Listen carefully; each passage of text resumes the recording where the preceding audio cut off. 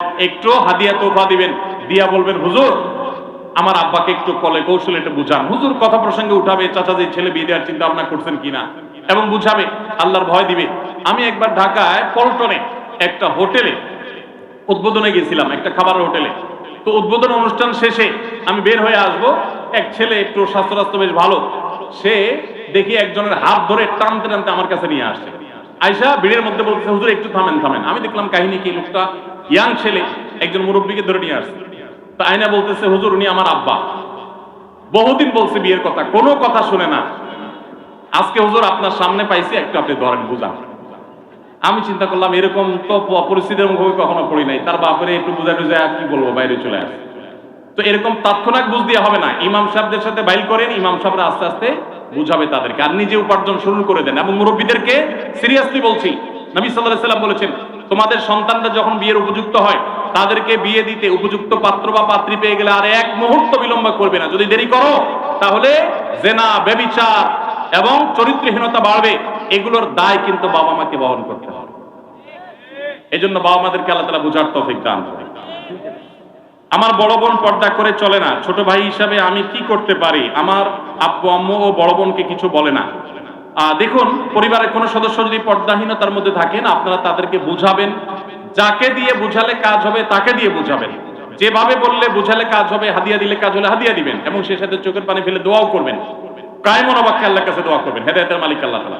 এরপরও যদি আল্লাহ না করুক, পথে না আসে, আল্লাহর কাছে আপনার দায় অন্তত থাকবে না।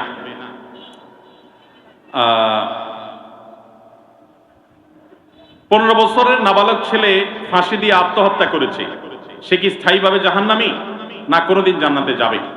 দেখুন, আত্মহত্যাকারী ব্যক্তির ব্যাপারে নবী সাল্লাল্লাহু আলাইহি ওয়াসাল্লাম একটা হাদিসের দ্বারা আমরা জানি, তিনি বলেছেন চিরস্থায়ী জাহান্নামী হবে আত্মহত্যাকারী ব্যক্তির, একটা হাদিস আছে।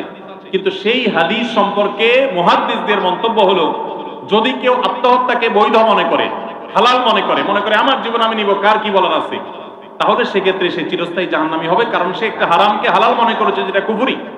কিন্তু সাধারণ অবস্থাতে আত্মহত্যাকারী কবিরা গুনাহে লিপ্ত এবং সে জাহান্নামে যাবে, এটা নিশ্চিত, যদি আল্লাহ তাকে মাফ না করেন। হতে পারে আল্লাহ তাআলা কোনো কারণে তাকে মাফ করলেন, এজন্য আত্মহত্যাকারী ব্যক্তির জাহান্নামে যাওয়ার আশঙ্কা প্রবল। হাদিসে বারবার সতর্ক করা হয়েছে, আত্মহত্যা করা পরিষ্কার হারাম। আল্লাহ বলেছেন, ওয়ালা তুলকু বিআইদিকুম ইলা তাহলুকা, তোমরা নিজেদেরকে ধ্বংসের দিকে ঠেলে দিও না। এজন্য নিজেদেরকে আমরা কোন অবস্থাতে ধ্বংসের দিকে ঠেলে দিব না, আত্মহত্যা করতে যাব না। ভাইরা আমার, আমাদের দেশে আত্মহত্যার প্রবণতা ভয়ঙ্কর ভাবে বেড়ে গেছে, স্কুল কলেজের স্টুডেন্টদের মধ্যে আরো বেশি বেড়ে গেছে। আমার একটাই কথা, যাদের মধ্যে এরকম প্রবণতা আছে তাদের উদ্দেশ্যে, আপনি যেই কষ্টের কারণে আত্মহত্যা করবেন, আত্মহত্যা করলে কি আপনার কষ্ট দূর হয়ে যাবে নাকি বাড়বে? আত্মহত্যাকারী যেহেতু জাহান্নামে যাবে, সো আত্মহত্যা করলে তো আপনার কষ্ট কমবে না, বরং জাহান্নামে পড়ে আপনার কষ্ট তো আরো বাড়বে। তাহলে আত্মহত্যা কোনো সমাধান হতে পারে না। মনে রাখবেন, আল্লাহ আপনাকে জীবন দিয়েছেন, স্বাভাবিকভাবে হোক অস্বাভাবিকভাবে হোক আল্লাহ মৃত্যু দিবেন। আপনি নিজের জীবন নিজে হরণ করার কোনো অধিকার সুযোগ আল্লাহ আপনাকে দেন নাই। বিধায় কোনো মুসলমান আত্মহত্যা করতে পারে না। আপনার কোনো বিপদ হয়েছে, ডিপ্রেশনে পড়েছেন, এটা সমাধান আছে, এখন নাই 5 বছর পরে আছে, 10 বছর পরে আছে। একটা লোক আপনাকে অনেক অপমান করেছে, আপনি মন খারাপ করেছেন, হতে পারে এক সময় আল্লাহ তাকে আপনার সামনে পিঁপড়ার মতো ছোট করে আনবে, আপনার ইজ্জত তার বিপরীতে অনেক বাড়িয়ে দিবে। একটু সবর করতে হবে। ইমানদার কখনো আল্লাহর রহমত থেকে আশা হারাবে না। আল্লাহ আমাদের সবাইকে সেই তৌফিক দান করুন। ভাইরা আমার, আপনাদের জন্য যে পুরস্কারগুলো রয়েছে, আমি পটাপট প্রশ্ন করব, আপনারা উত্তর দিবেন। আমাদের এই প্রশ্নোত্তর সেশনটা খুবই উপভোগ্য আলহামদুলিল্লাহ। আমার প্রথম প্রশ্ন, দাম্পত্য জীবনে সুখী হওয়ার জন্য 10টি পরামর্শ, 10টি কাজের কথা আমরা বলেছি, এক টানে এক নজরে বলতে পারবে যিনি, হাত তুলবেন। আরে স্টেজে লোক আছে দেখি, দাঁড়ান দেখি, বিসমিল্লাহ। 10টা পয়েন্ট দেখি কি বলতে পারেন। সূরা ফুরকানের 74 নম্বর আয়াতটা বেশি বেশি পড়া, দোয়া করা বেশি বেশি করে, সুখী আপনার নেককার স্বামী নেককার স্ত্রী পাওয়ার জন্য দোয়া করা, এক। ধার্মিকতা মেনে চলা, ধার্মিকতা দেখে বিবাহ করা, জীবন সঙ্গী নির্বাচনের ক্ষেত্রে ধার্মিকতা দেখে নির্বাচন করা, শুকর আদায় করা, শুকর এবং সবর।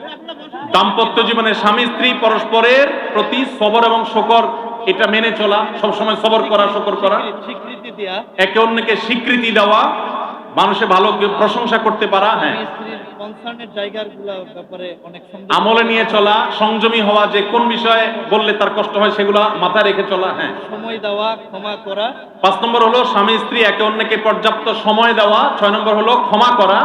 অন্যের অন্যের গুণগানগুলা স্বামীর কাছে বা স্ত্রীর কাছে বেশি বেশি না বলা। স্বামী স্ত্রীর অন্যদের ভালো গুণগুলো বা দাম্পত্য জীবন সুখে আছে সেই গল্পগুলো শুনে প্রতারিত না হওয়া, হ্যাঁ, সেগুলো শুনে ধোকায় না পড়া, বরং এটা মনে করা যে তাদের অনেক নেগেটিভ সাইড আছে যেটা আমি হয়তো জানি না। জি। আর একটা ধোকা না দেয়া, আর শাসনে সবর করা। শাসন আরেকটা পয়েন্ট রয়েছে।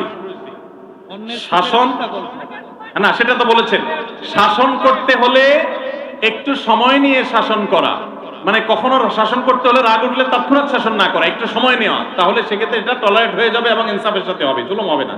আরেকটা পয়েন্ট রয়েছে, ক্ষমা করা। ক্ষমা করা, ক্ষমা করতে জানা, ক্ষমা করতে জানা।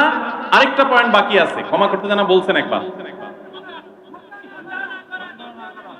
সন্দেহ না করা, সন্দেহ না করা। আচ্ছা, চেষ্টা করেছেন, তারপরে আপনাকে পুরস্কার দিচ্ছি আমি। এখন আরেকজনের কাছ থেকে শুনবো, যার 10টা, এই ভাই 9টা বলতে পেরেছেন, 9টা বলতে পেরেছেন, তারপরে আমি তাকে একটা পুরস্কার দিতে চাই। তাকে পুরস্কার দিতে চাই আমার লেখা বই, সদ্য প্রকাশিত তারাবির সালাতে কোরআনের বার্তা। মারহাবা। মাশাআল্লাহ, সবাইকে নারে তাকবীর দিয়ে, নারে তাকবীর। মাশাআল্লাহ। এবার আরেকজনকে শুনতে চাই, 10টায় এক টানে বলতে পারবে। আচ্ছা, কালো টুপিওয়ালা ভাই আপনি বলেন দেখি। হ্যাঁ, আপনি, উনি না পারলে আরেকজন তো শুনবো, ওখান থেকে বলেন। হ্যাঁ,